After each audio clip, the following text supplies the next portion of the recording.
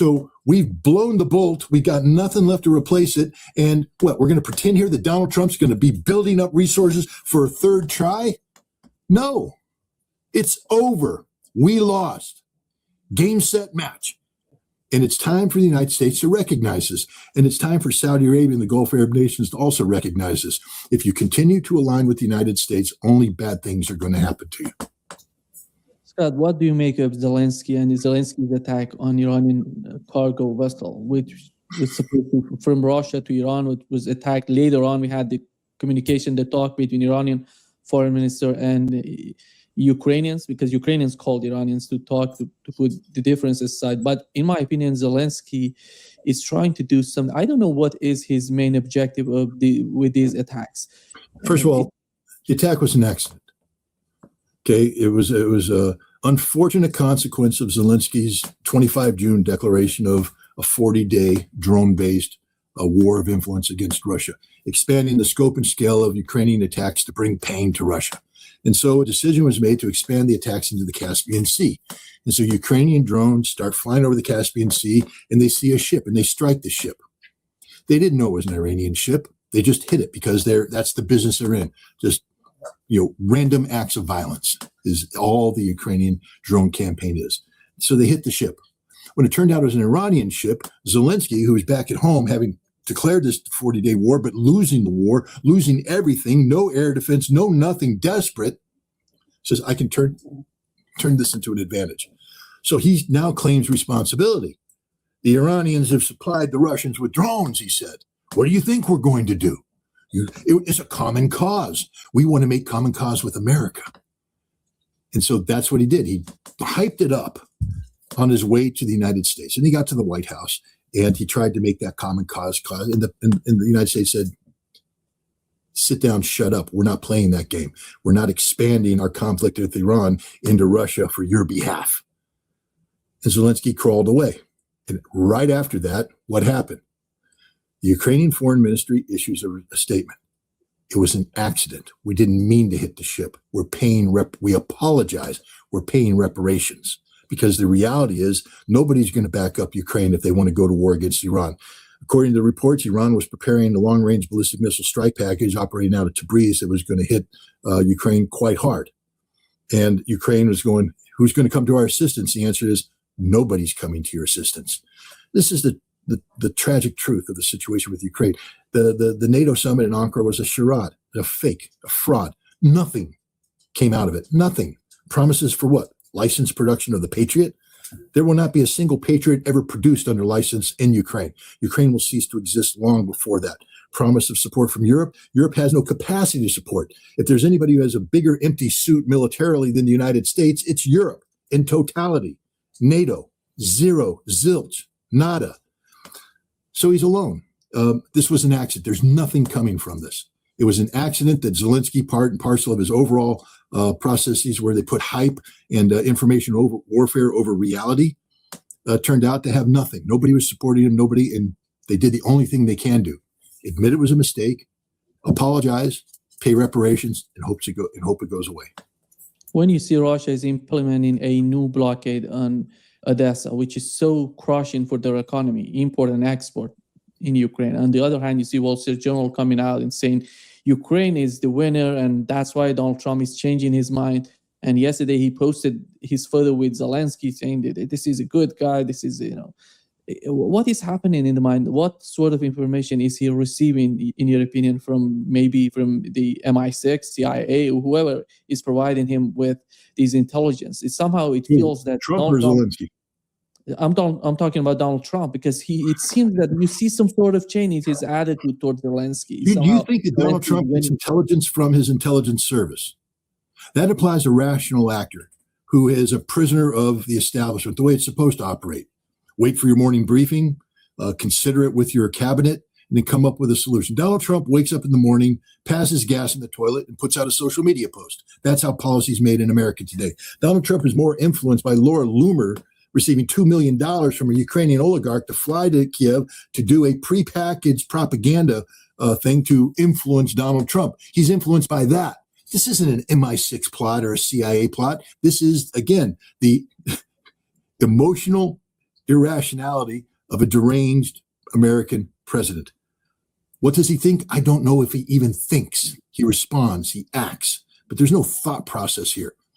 What we do know is that there is a major information warfare effort underway, promoted by the CIA and MI6, that where Laura Loomer and everybody, Gilbert Doctorow factors into this. And the job is to create the condition inside Russia so that the public doubts the capacity of the Russian leadership to prevail in this conflict.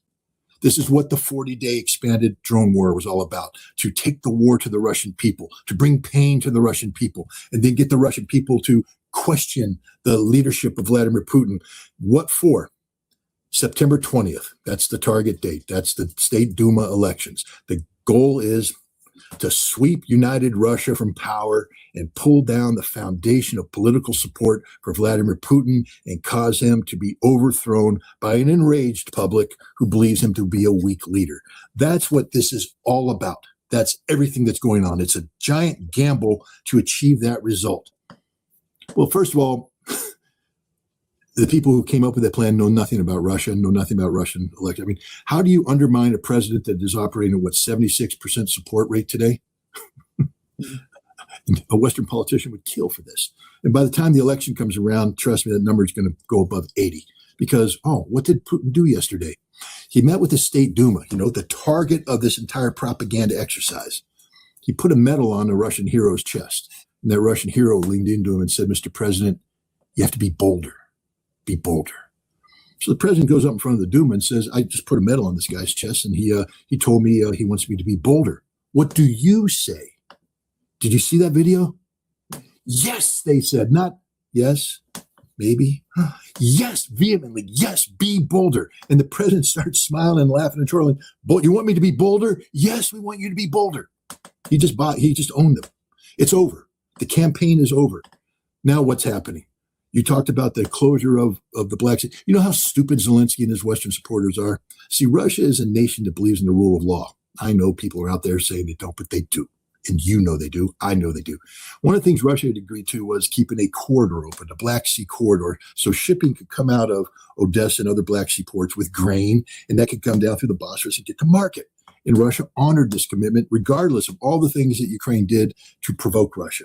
Ukraine attacking Novosibirsk and attacking Russian shipping, claiming they own the Black Sea. They've driven Russia from the Black Sea, they said. Now they've gone a bridge. They started attacking the Sea of Azov, and then they started attacking Wildberry, online retailing warehouses. So Russia shut down the Black Sea. Who owns the Black Sea today? Russia. Only Russia. Ukraine will never again gain access to the Black Sea. It's been denied to them forever. First of all, by the de facto blockade put in by Russia, and the fact that Vladimir Putin has now openly articulated that Odessa is a Russian city, and he's talked about the partitioning of Ukraine to include transferring parts that belong to Romania pre-war back to Romania. That implies that Russia will have a land bridge between its current positions and Transnistria, which means that the Black Sea coast will belong to Russia. This is the future of Ukraine. And it's going to happen because Ukraine is being collapsed from within. We saw the thing that everybody was hoping would happen in Russia, fire Gilbert Doctorow, fire the general staff, fire your defense minister. Why? They're winning. Why would you fire them when they're winning? Oh, because you're an agent of influence. You're a disruptor force of British intelligence. Okay, I get it, Gilbert. But fire them. Why? But nobody talks about the fact that Fedorov had to be fired. And Syrskyi was fired. The very thing you wanted to happen in Russia happened in Ukraine. Thousands of people in the street demanding action. That's the instability. And it's only going to get worse because now Russia, because of the Wildberry attacks, is taking out the totality of the civil support infrastructure of Ukraine. Gas stations are disappearing. Not just gas distribution centers, gas stations are disappearing. All the supermarkets are disappearing. All the warehouses are disappearing. There's going to be nothing left by the time Russia finishes that campaign. And when you roll into winter, if Ukraine lasts that long, they'll have no gas, no energy, no heat, no food, no supplies, no nothing. They will all die. It's the death of a nation. And this is the direction we're heading. And no magic is going to come from the Russian Duma elections on September 20th. Those elections will come and go. Putin will be in power stronger than ever. And Zelensky will be holding an empty bag. And nothing Donald Trump says, nothing Europe says will fill that bag up. And that bag is all the Ukrainian people have coming into the winter. And what this is going to lead to is absolute societal collapse. And that means the end of Ukraine. Do you feel with this new resolution that was passed, it basically Lindsey Graham prepared this resolution about sanctioning Well, it has to Russia? be good then. If Lindsey Graham did it, it has to be good because the man's a genius. But it means that the United States, Washington is preparing itself for the continuous war with Russia and Iran. I think that's the It message. doesn't mean that at all. It doesn't mean that at all. You say it means that, but to prepare for a long-term war, you actually have to do preparation. They're getting ready to get involved in an energy war with the world because this package requires them to impose sanctions on anybody that buys Russian energy at a time when there is no energy in the world. How stupid can you be? Donald Trump engineered the closure of the Strait of Hormuz, engineered the closure of the Bab el-Mandeb Straits. 25% of global energy supplies is denied to the world. And now Donald Trump's going to tell the world, you can't buy Russian oil. You can't buy Iranian oil. Do you know how stupid they are? What are they going to do? Rely upon the massive U.S. energy stockpile? We don't have any energy. We've sold it down. We got nothing. It's empty. 15 days, I think, is what we got. It's over. This is the dumbest thing in the world. It is a nation committing suicide because politicians don't have the courage to confront reality. This will not succeed. It may pass, but it will fail. And the moment it starts to fail, Trump will exercise the opt-out clause and say, I don't want to do this. I'm not going to impose this because he's going to lose India. He's going to lose China. He's going to lose everybody. He's already lost them, but it's going to become confirmed. And the reality is he can't open up the Strait of Hormuz. He can't open up the Bab el-Mandeb Straits. So it's game, set, match. Please, Congress, please pass this. Pass it because it will hasten the defeat of this irresponsible hegemon called the United States, and it will expose the absolute insanity of the United States Congress to the American people, and maybe in the midterm elections, we will wipe the slate clean. That's all we can hope for. Do you think that Donald Trump would hand it over to the next president of the United States, or he's going to have some sort of end to one of these two fronts, or maybe two of them? There are two fronts right now with Russia and with Iran. My question is, it doesn't matter what Donald Trump wants. That's what I'm trying to say. It only matters what Russia wants and what Iran wants. So let's stop talking about Donald Trump. He has no cards to play. This isn't an American game anymore. All right? So the question is, what does Russia want? And the question, what does Iran want? And you have to answer those questions. What America wants is irrelevant because America is not a rational actor. So what an irrational actor wants shouldn't matter, should it? Plus, America doesn't have any cards to play anymore.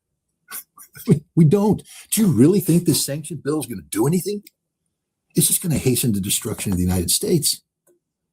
Oh my God, in order to do something like this, you have to be in control of the world. You have to control everything to make this happen. We control nothing. We control absolutely nothing. All Iran has to do is squeeze harder on Bab el-Mandeb and Hormuz, and the United States collapses. Europe collapses. The whole charade collapses. To make sanctions work, the rules-based international order has to be up and running and fully functional. But it's been exposed by Mark Carney at Davos as a fraud. Everybody knows it's a fraud. There's nothing here. You can't enforce a rule unless you got a sheriff to enforce the rule, and the sheriff is fat, orange face, and unstable. And has no guns and has no ammunition for the guns. I mean, we have to stop pretending the United States has relevance in the world today. We don't.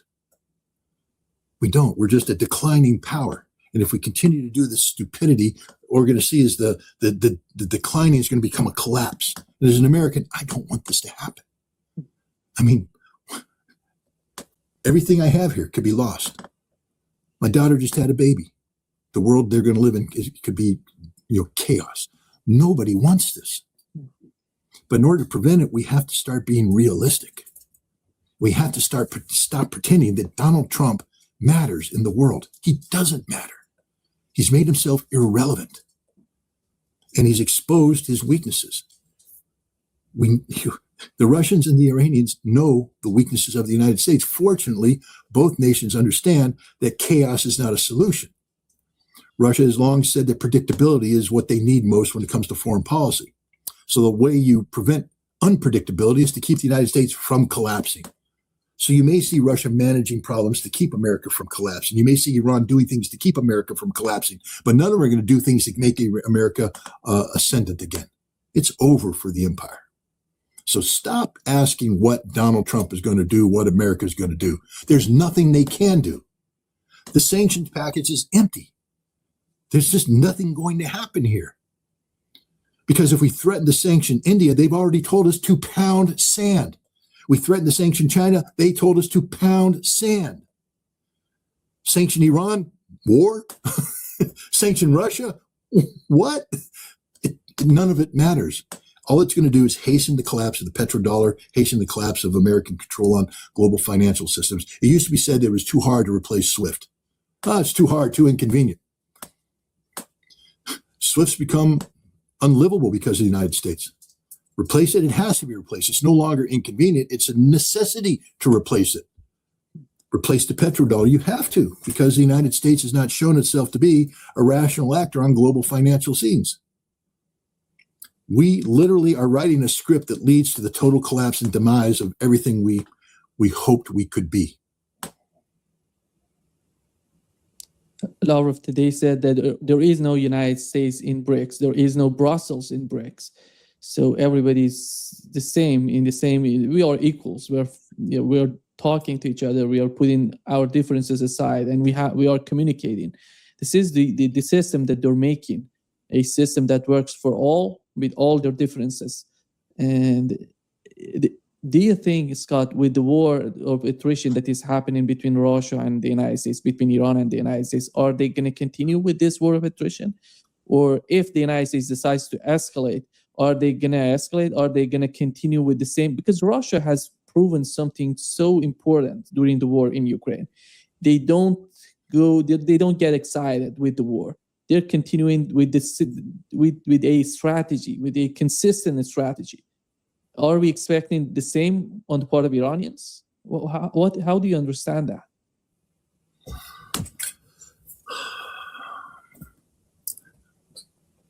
Well, I mean, both Russia and Iran are rational actors, but they both need to achieve outcomes that are best for their respective nations.